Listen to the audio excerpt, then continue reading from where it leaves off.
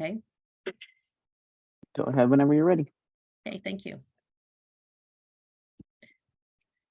Good morning, everyone, and welcome to the Illinois National Apprenticeship Week webinar series. Today is our final webinar of the week, and we have a very special treat for you. Today, we're going to hear directly from our employers and apprentices and their stories on why they chose this particular pathway. My name is Kim Kuchenbrod, and I will be your facilitator for today's webinar. Illinois currently has 500 registered apprenticeship programs with over 18,000 apprentices across Illinois. During this particular week, there have been over 150 events statewide showcasing everything that's happening with apprenticeships. And it's crossing every industry sector that is out there.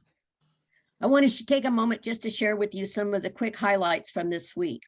That the youth apprentices in District 214 met with First Lady Jill Biden to share their career development experiences. Social Kitchen down in Southern Illinois and the State Director Deb Cremines-Reisinger presented the first graduate of the Food Truck Apprenticeship Program keys to his new food truck, and apprentices across Illinois graduated from their respective programs. Proclamations were announced from state officials, county officials, municipalities, and city officials. So as you can see, apprenticeships is a very big deal here in Illinois. But before we get started, I'd like to touch on a few other things and run through some housekeeping items. First, we would like to thank everyone across the state that works towards the expansion of apprenticeships. Whether you were a business with apprentices, a core WIO, a partner, an LWIA, or just an individual with a passion for apprenticeships, we recognize you and we celebrate you year-round, but especially during this week. I also want to throw out a very big shout out and thank you to Tanner Crawford, Andy Lasasso, Tony Furman, and the apprenticeship marketing team who have organized the events this week. Hundreds of hours are happening behind the scenes in order to make this week possible for all of you. So thank you again to all for your support in apprenticeships. Here's a few housekeeping items I'd like to discuss. All attendees will be muted. You don't have the ability to unmute yourself, but we ask that you only unmute when you're about to speak. This helps reduce any of the background noises that come across. We invite you to post your questions to the chat, and they will answer in the Q&A portion of today's webinar. This session will be recorded and will be available on the National Apprenticeship 2022 website. This session will use the live transcript feature of Zoom for captioning purposes. So now let's meet our panelists. So I'm going to start with the employer. Jason, will you introduce yourself? Hi, everyone. I'm Jason Wasikowski. I am the Global Training Manager over here at Mauser Packaging Solutions, which means I build and run our apprenticeship programs all across the country. Thank you, Jason. Lorinda. Hi, I'm Lorinda Chastain. I am a union laborer out of Local 362. I've been in the apprenticeship for about 2.5 years. I finish up in January. Excellent. Thank you, Lorinda. Let's go over to Leesa. Hi, my name is Leesa Raby. I recently completed the pre-apprenticeship for a construction laborer with ABCIO. Thank you. Beth? Hi, I'm Elizabeth Paen. I work at HSHS St. Elizabeth Hospital. I'm a CNA there. I did the CNA apprenticeship program through Midwest Career Source. I am pretty freshly new at it. I did it over the summer. So I've been in the program for about 4 months now. Thank you, Beth. And Margaux, it looks like Margaux's at work. Margaux. Yes, I'm currently at work. My name is Margaux. I actually completed the Hire 360 culinary program. I'm at work now. I work at the Waldorf Astoria. I'm a chef, so you might hear a little ruckus in the background because we're still cooking for an event. Excellent. Thank you, Margaux. So let's start with asking the employer questions first. So Jason, can you provide background information on why your company decided to create an apprenticeship program? Sure. So we started, well, there's two parts of the story.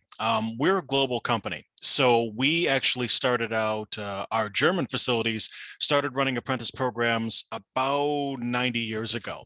And here in the United States, we started up our apprentice model program based on that German model about 5 years ago. And there's a lot of driving forces behind it, but here are the two main ones.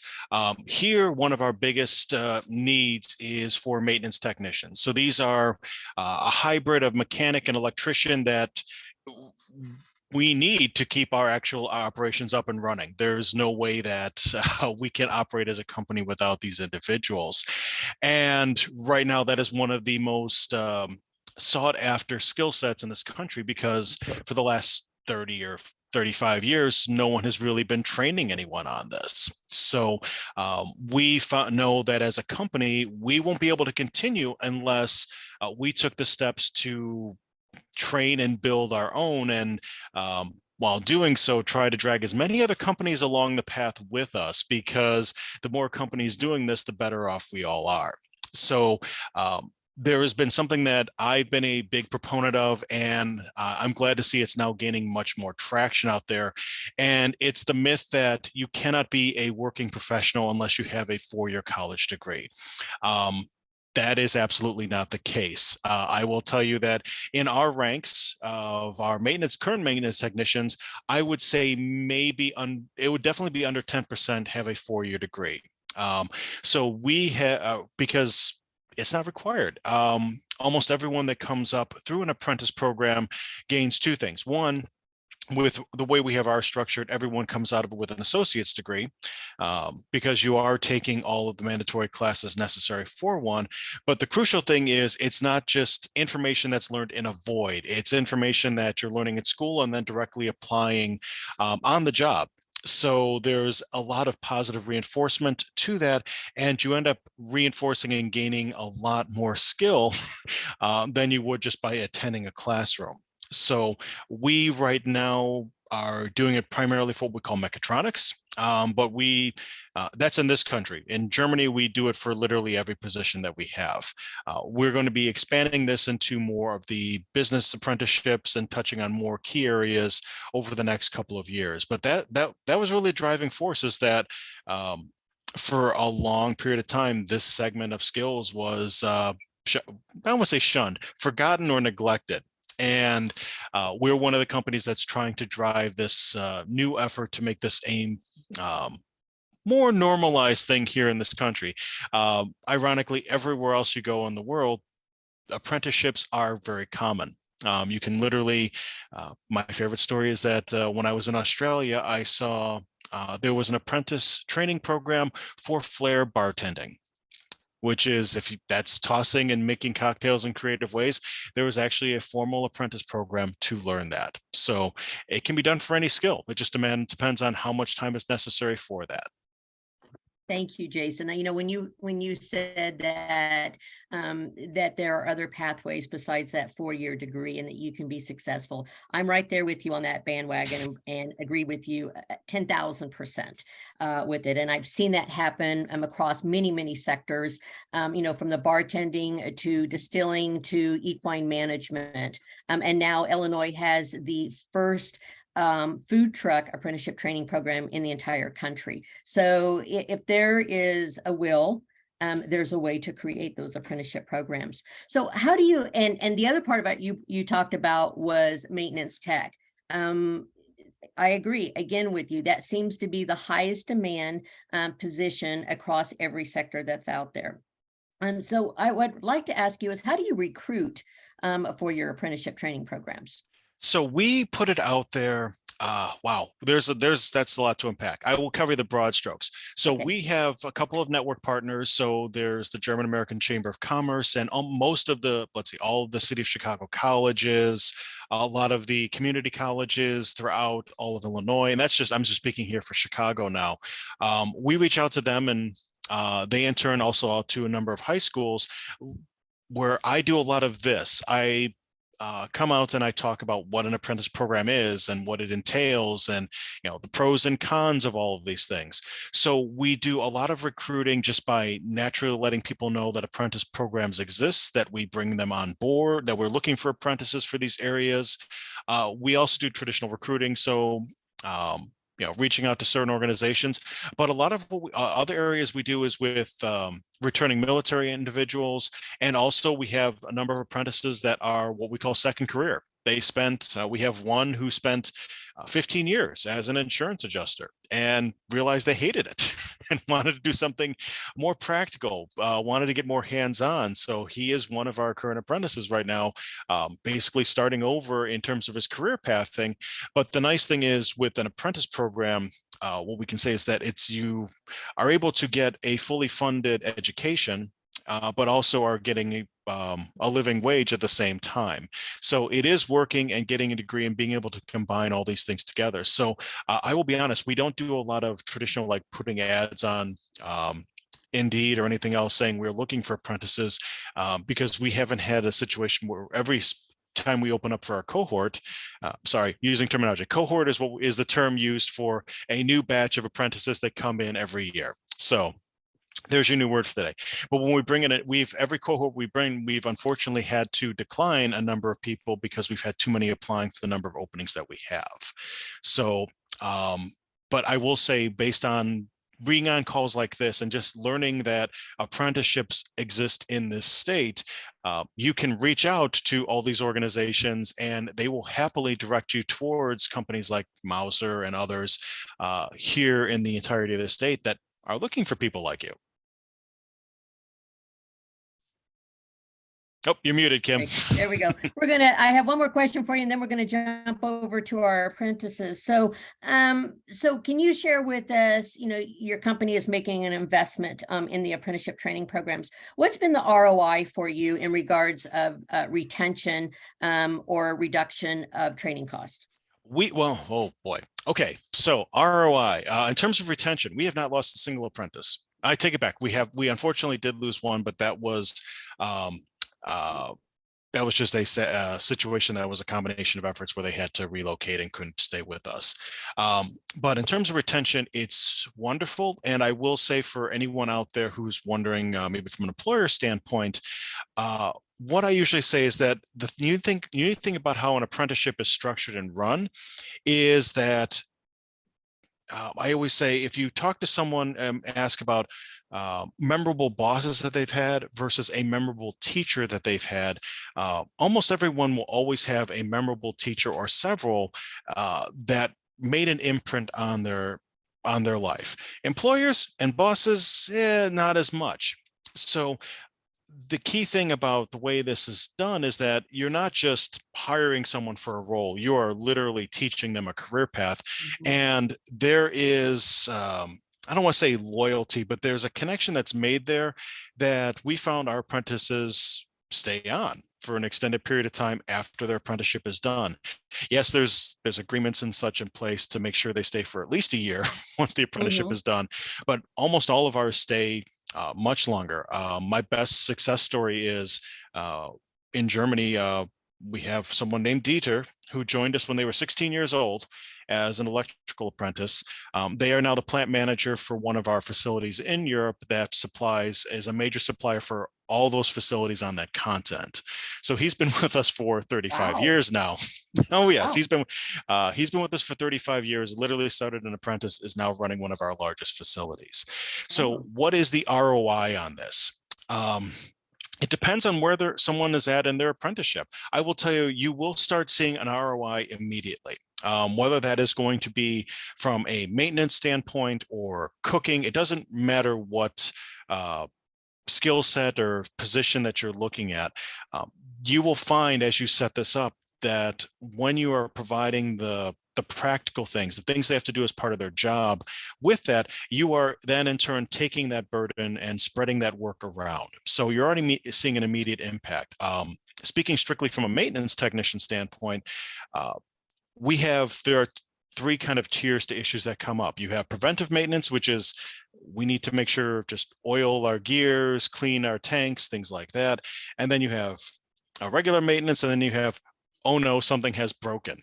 Right now, with our apprentices, they handle in their first year a lot of that preventive maintenance, a lot of those lower tier type issues, which means all of our specialists are now freed up to work on all of the, oh no, things are broken, it's terrible, please help type of situations. Okay. So you get better time allocation. So don't look at it as from strictly a dollars and cents. What you're looking at here is in terms of knowledge transfer, in terms of better time optimization. And I will throw this out there for any employers around here. This is also a wonderful internal career pathing for your existing employees. We're a manufacturing company. We have a lot of operators that know our machines very well, but and want to become maintenance technicians or move into those paths, maybe towards an engineer, but that gap between being an operator and being in the maintenance field is too big for a lot of them to just jump into that role.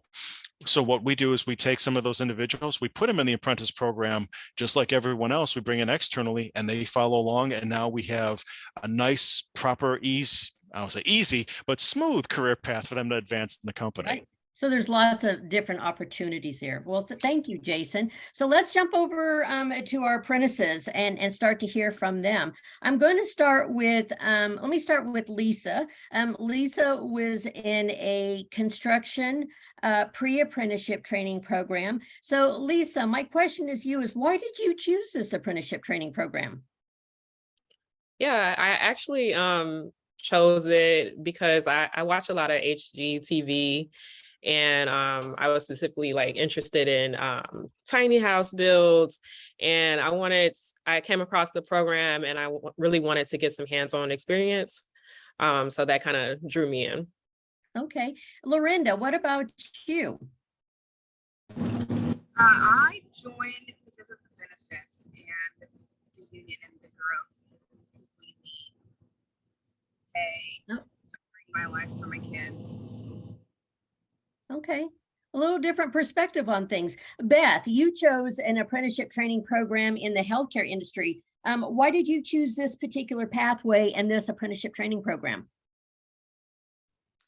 I chose the medical field because I genuinely love it. I love the knowledge that comes with it. I love helping people, being there for people's family members in their times of need. I feel like it's such a great and wide career path where you could do so much with it.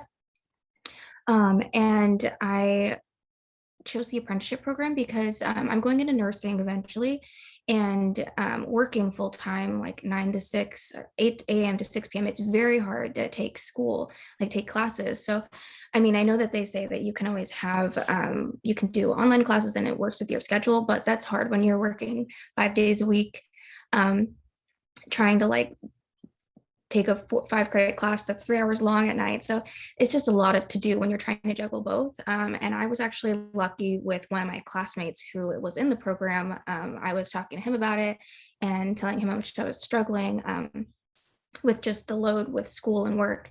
And he told me about the program, and I was already looking into the CNA program at the college I'm at.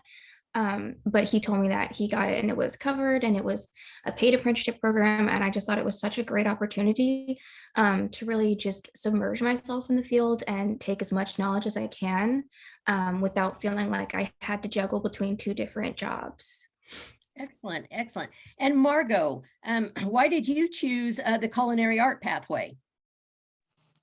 Well, actually, I've always loved cooking. Fashion was my first career. But over the pandemic, I had to get creative and switch it up a little bit. So when I found out about UCHI through a friend that worked there, he was just like, yeah, I know you have a passion for cooking. Why don't you actually take classes to learn more technique? And at first I was a little apprehensive about it because I was just like, oh, I know what I know. I don't need anyone to teach me. But actually they taught me a lot. And now I'm here cooking every day for banquets 200 plus. So I really appreciate the program, actually. Okay. So Margaux, who is your employer? Waldorf Astoria. So it's under the Hilton brand. Okay. Okay, so I'm going to ask you all to be brutally honest. You know, when we go out for interviews, there's some questions that every employer asks, and they always ask you what's your strength and what's your weakness. But I'm going to twist it around a little bit, and I'm going to ask you to be honest with us and tell us what you like most about the apprenticeship training program. But on the other side, what didn't you like about the program? And we're going to start with you, Margaux.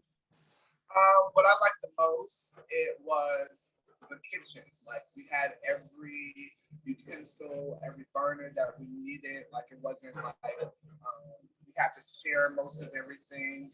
The fridge was fully stocked with produce, so like whatever we messed up, we can go back and get more. That's what I love, having like the tools that I need. What I would say my least favorite thing would be the classroom. Learning all of like the measurements and like how to convert recipes from like 50 people to like 1,000. Like the math is a little tricky for me, but cooking in the kitchen is like what I like the most. Beth, let's go to you. What I liked most about the program, I honestly feel like I liked everything about the program. I loved how like I didn't have to pay for literally anything. Like our scrubs were all paid for, our supplies were all paid for. The fact that we were like got to already be in like the classroom was in the hospital and we were getting used to being around everything. And there was a lot of like all of our instruments and everything was right there for us. Our instructors were great. They were all nurses already. So they had a lot of nurse experiences and they were kind of just helping us kind of guide us through the path and what we wanted to do in the future. I think that what I didn't like was just how early it started. I work nights, so I 6:30 p.m. to about 7:30 a.m. So I'm such a night owl, but we had to be there at like 7:15 in the morning, and I'm just not a morning person. Only downside.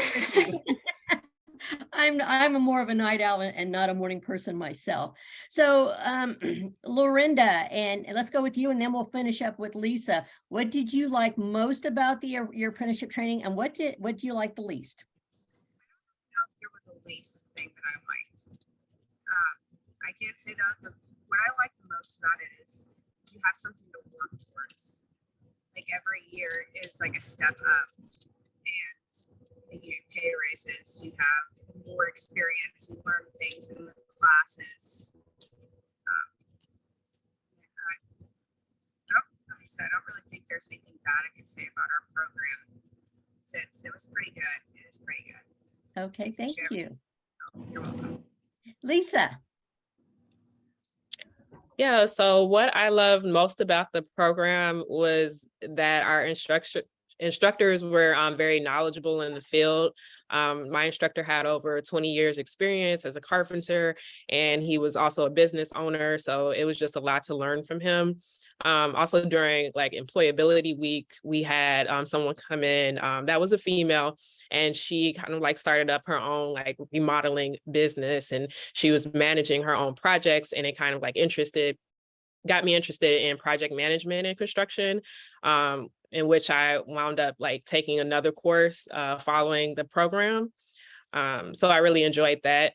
What I didn't like least about the program was I just wish there was more hands-on experience because, you know, I was going in expecting to be able to like use more tools and things like that. But overall, it was a good experience. Okay, so Leesa, now that you finished the pre-apprenticeship, are you going into a full registered apprenticeship? Is that what your next step is going to be? Since finishing the pre-apprenticeship, like I did complete a 6-week project management course in partnership with ComEd. So I'm like really interested in getting into the field, and I've been applying for positions and getting help from our, workforce counselor. Okay, well, having a husband myself in the construction industry, I can tell you firsthand, there is a shortage in the construction trades. And to have women join in this particular field is fantastic because, you know, in the past, it's always been looked at as a male dominant role. And now across all sectors, it doesn't matter, you know, male, female, we are all working in so many different collaboratives right now in so many different sectors. So my question for both Lorinda and Leesa is, because construction trades has always been viewed as a male dominant career field, how has that been different for you as a female in this particular sector? And I'll start with you, Leesa, and then we'll go to Lorinda. Well, as far as the pre-apprenticeship classroom setting, I felt very welcome. I got along with all the students. Most of them were male. However, like there were a couple of females in the class, and I just felt really comfortable throughout the program. And I did get extra help, like for things I didn't know, or I needed something to lift, like everybody was really kind. And then in terms of like the project management with construction, just being able to be exposed to the pool of like employees at ComEd. There's a lot of African-American women and higher up positions there. So that made me feel very comfortable in, you know, my hopes to kind of like enter the industry. Excellent, excellent. Lorinda, what about you? It was honestly slightly intimidating at first. I wasn't sure how I was going to fit in or what I was going to do. And yes, you have some of like the old timers that still look down on you and think you can't do anything, but it's extremely rewarding whenever you can show them that you can, and then they know. Excellent, excellent. So I'm going to ask, I'm going to go back to Beth. And Beth, you've already shared a little bit about this. Can you share with us what a typical day looks like for you between your apprenticeship, on-site work experience, and then the classroom experience? A typical day, like in the program, Mm-hmm. when I was in it. So the whole day was pretty quickly. So we would get there about 7:15. We would start at 7:30. So they wanted us to always get there earlier, just to kind of set us up for getting on time for work and prioritizing how important that was.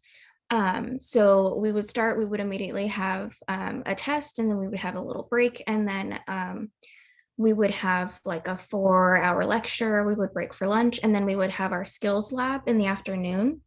So that would just have us working with like mannequins, going over different procedures, just different things that we would learn throughout the field. And then there would be times where they would go and like ask us details on quizzing. So a lot of it went by pretty quickly because it was about an 8-week course, but it was a lot of like the daytime went pretty quick, and then we would have they had set due dates for when our homework was due for different times and tests. So I think it really sets you up to be a better student, like eventually when you go into nursing, to not like procrastinate and put like all your schoolwork, wait for it like another day. It just really helps you really manage your time schedule better. Okay, okay. So Margaux, and I'm going to come back, I'm going to ask all of you this question, but I'm going to start out with Margaux first. If you could sit in front of a group of high school students, what would you share with them about the pathway you're taking through apprenticeships versus going on to a post-secondary training? What would you share with the students? And if you could, how would you recruit them?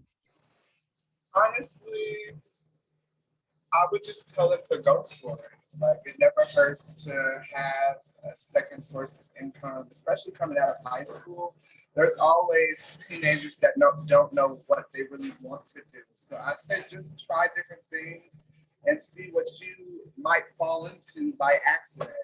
But the program that I did, I feel like it would be good for anyone that doesn't really know what career path they want to go towards, because they actually teach you a skill that you can use later on through a life, and you can get a job in any hotel industry or any restaurant industry that's hiring right now. Okay, okay. So Leesa, what would you tell a high school student about apprenticeship pathways? I think it's something that they would really benefit from, like, pursuing, like, especially you know, the trades are not really a huge focus in high school. At least when I was growing up, like, there wasn't options for students to get into trades. It was kind of like you just go to college and you inherit all of this debt, and there's no guarantee that you come out with a job or a way to have a sustainable living. So, like, this is a great option for high school students, I believe. Excellent, Leesa. And Lorinda, what would you say to high school students?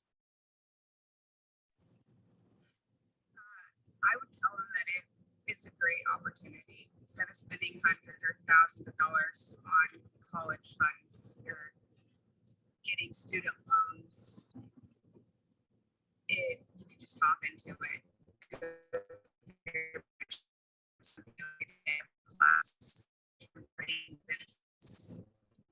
grow, get a family with that, with your career. Okay, we're having Lorinda, just letting you know, we're having a little connectivity issue with you. So you're starting to fade in and out, and we're going to come back and ask you another question, maybe after you get out of that little dead zone. So I'm going to jump back over to Beth, and I'm going to ask you, where do you see yourself 5 years from now? In 5 years, I see myself working as a RN in a hospital, hopefully still at HSHS. I see myself still pursuing school because I eventually want to be a CRNA. So I know it does have a lot of more schooling along with that. But again, it's really rewarding, great career path. It has a lot of versatility within the field too. So if I do happen to change my mind, there's always so much other paths that I can, or roles I can take within nursing. Okay, thank you. Margaux, where do you see yourself in 5 years? Are you going to be the head chef there at the hotel? Hopefully, yeah, but honestly, I want to get more into Michelin star work. So my next goal is to find a Michelin star restaurant and work under that chef, so I can learn a little bit more about molecular and different techniques. Because hotels, they're pretty much, the same across the board, banquet food. So it's like I want to learn more and, instill those tools into my kid. Okay, excellent. Okay, Lorinda, where do you see yourself in 5 years? That's a difficult question to answer.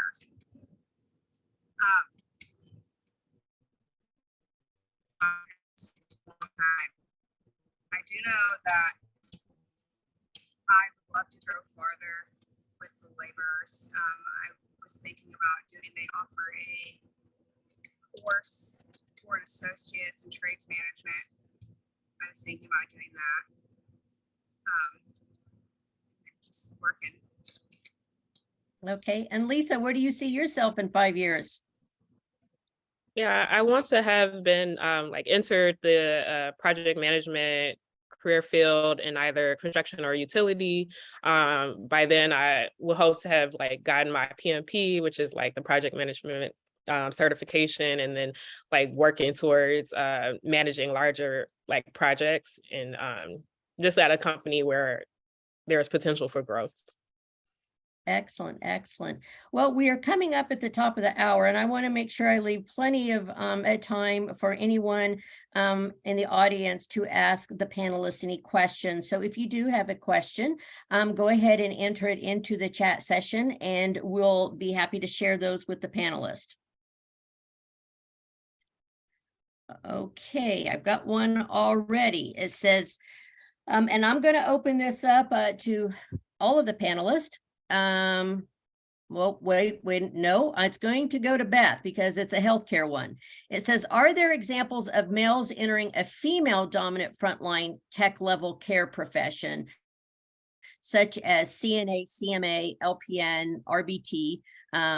So do you see males? I mean, when you look at it, we talked about construction being a male dominant and nursing seems to be a female dominant. Do you see male students enrolling in these apprenticeship training programs?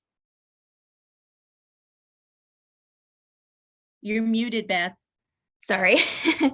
I've actually seen a lot of, there was 3 males in my class. Before that, there was, it was 50-50 male and female.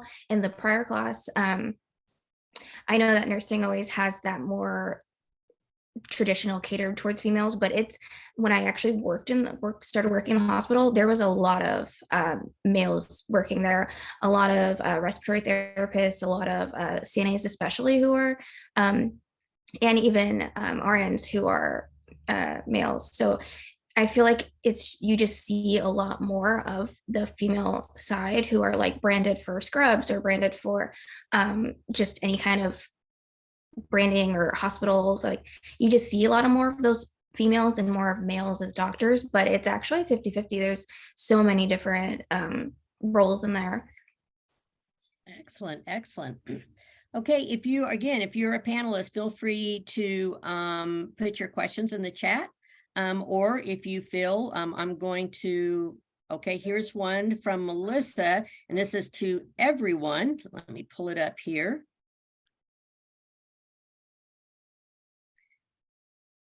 This is for Leesa. Do you work directly with construction project managers? And what was your experience and what exposure did you get? Yeah, so the project management training that I took was 6 weeks, and I didn't work directly with project managers. However, like ComEd was a sponsor of the program, so we did learn from project managers. We got to visit the office here in Chicago, and they kind of spoke to us about the basics of project management, what kind of roles are available, et cetera. And we did wind up having like a capstone project where we kind of like as a team presenting like what we learned to our stakeholders, which was ComEd, and the Chicago Urban League is also a partner. Great, thank you. So this next question is for all of you, and I'm not gonna, I'll let you unmute yourself for the response, but the question is, what barriers did you experience entering or preparing for your apprenticeship or your pre-apprenticeship program? Who would like to take that question?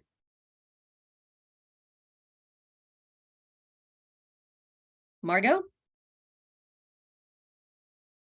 Nope, we lost Margaux. Beth, would you like to take that question? What barriers did you experience?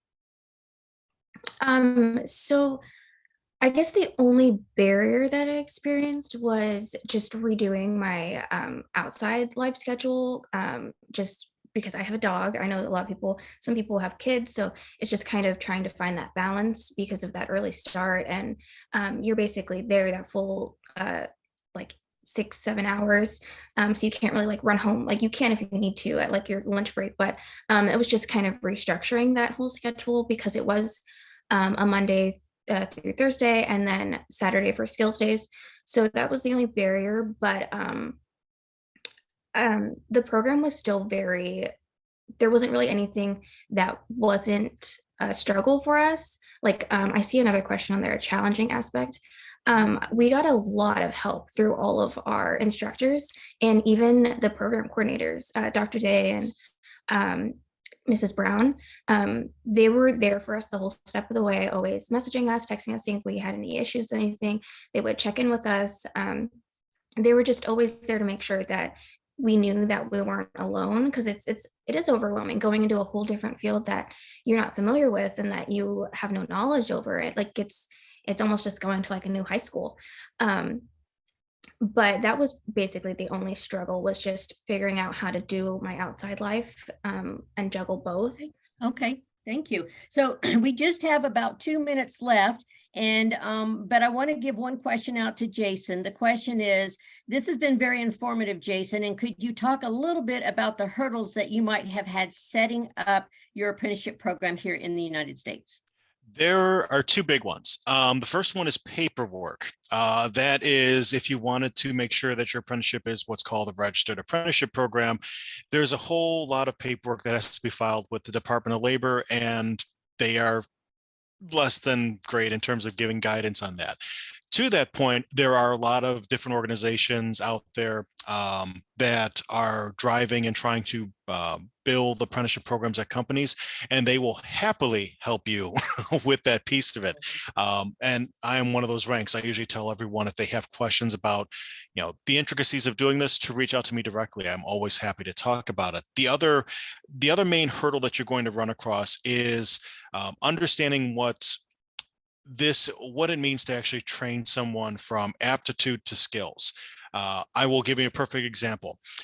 You, in an apprenticeship program, you need to have mentors. Now, mentors are not going to be automatically your strongest, smartest, or best person in a particular type of role. That is not, sometimes is the case, but more often than not is not.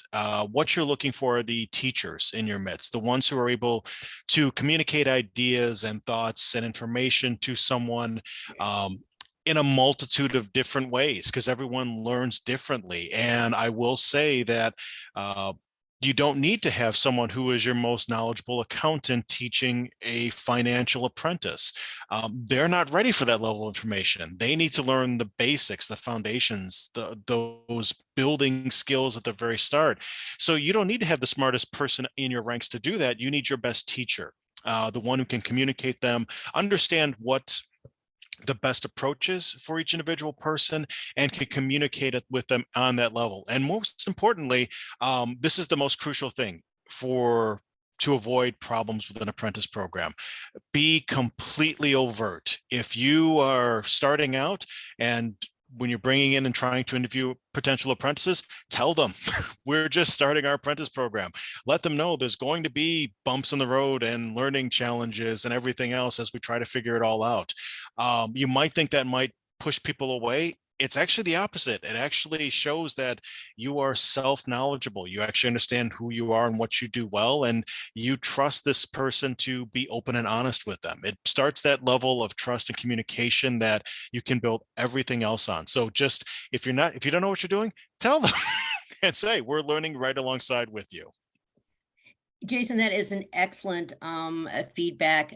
I will remind everyone that earlier this week we did have a panel, and it has been recorded, and it is on National Apprenticeship Week 22 at Apprenticeship Illinois, as we sat down with a group of mentors. And what you just shared, Jason, is exactly what they were sharing, is you don't have to have the top individual within an organization, in the accounting department serving it. The key thing is someone who can communicate effectively with the individuals and be there. They shared stories such as the first day an apprentice got locked in the parking garage, and the first person she called was her mentor in the company. And they started building a really good relationship in the workplace and out of the workplace too. So you're right. It has to be someone very special who can take that time and to think about that they're dealing with a particular age group, and how do they relate to that age group, but how can they break down the task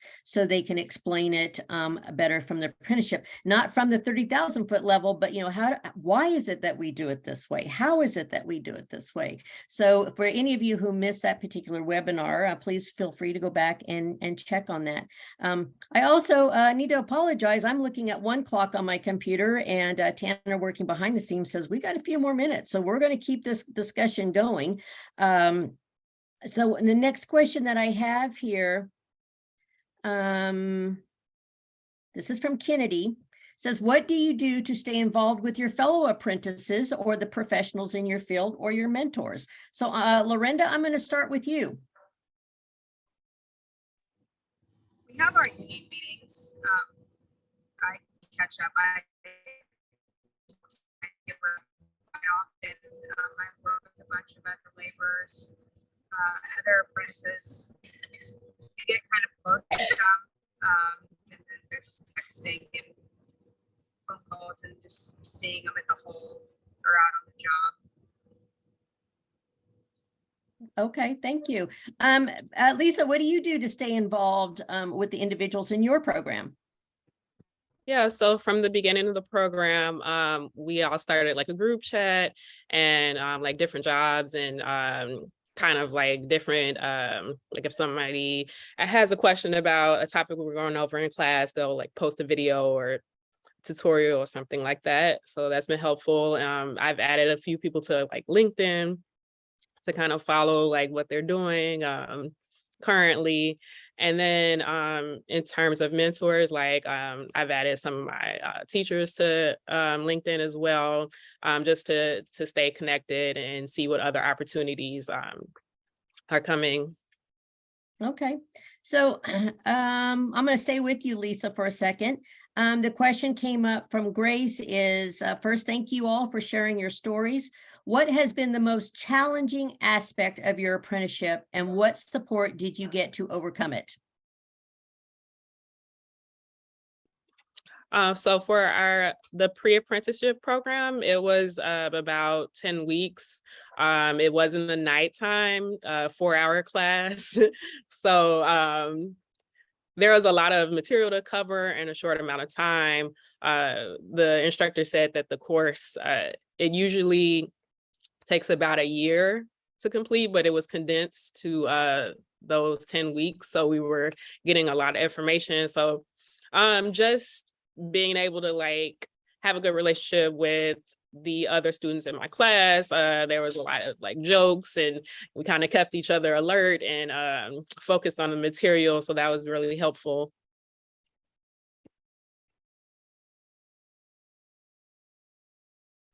Beth, what about you?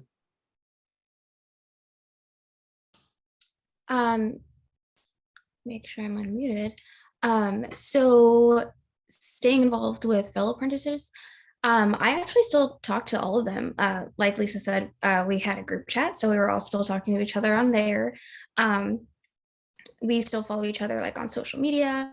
Since we all work nights, we still like we'll text each other to see who's like lunch, what time you're taking your lunch, and sometimes if we happen to be around the same time, we'll go and catch up and have lunch together in the cafeteria. We've even like hung out outside of work too. So it's a really great friendship that we've all kind of got because you're with each other all day for a whole week, for a whole month. And even after that, the homework and everything, you just ask each other questions. So I feel like we've all really bonded throughout that whole experience and even are just kind of being there for each other's nursing journeys and seeing how each other's doing and how we're doing in each of our departments. So I feel like it was a really great program and just overall. And then I think, did you have another question? No, I think you answered it. Oh, okay. I think you answered everything. Okay. So, Jason, I'm going to go back to you. And as an employer, if you could sit down with a school administrator, a career and tech ed director, or a curriculum director within a high school, what would you say to them about aligning their curriculum and their career pathways to include apprenticeships? What would you do to sell that idea to them?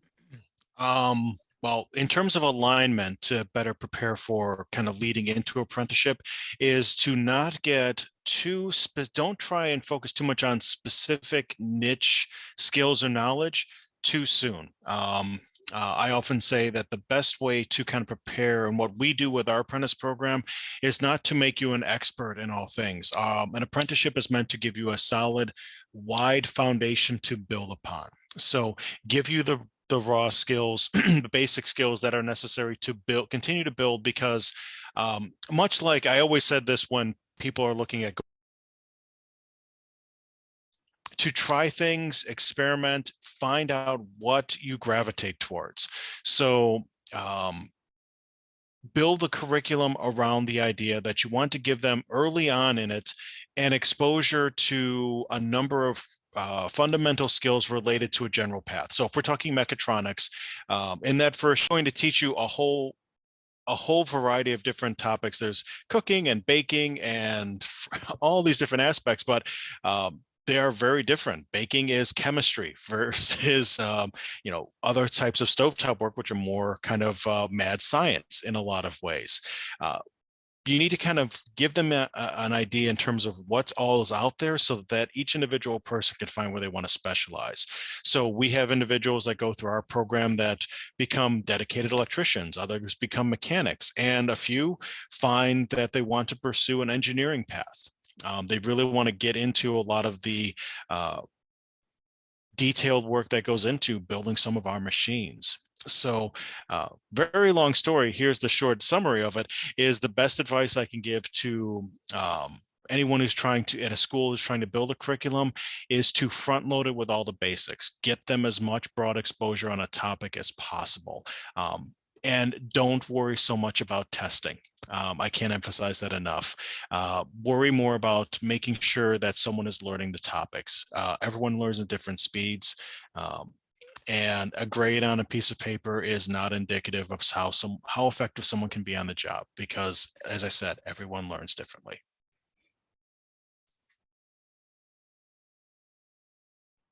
Absolutely, absolutely. So here's a question that just came in. For the apprentices, what would you tell a prospective participant?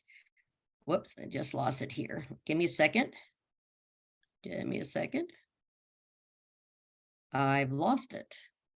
I have it. I can read it if you want. Yes, please go ahead, Tanner. For the apprentices, what would you tell a prospective participant about long-term goals versus short-term needs?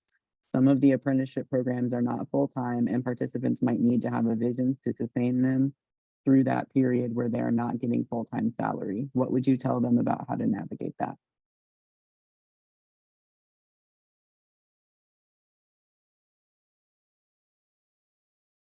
Lorinda, would you like to take that question? But most of ours, with our apprenticeships, they're a week long, or with our classes, they're a week long.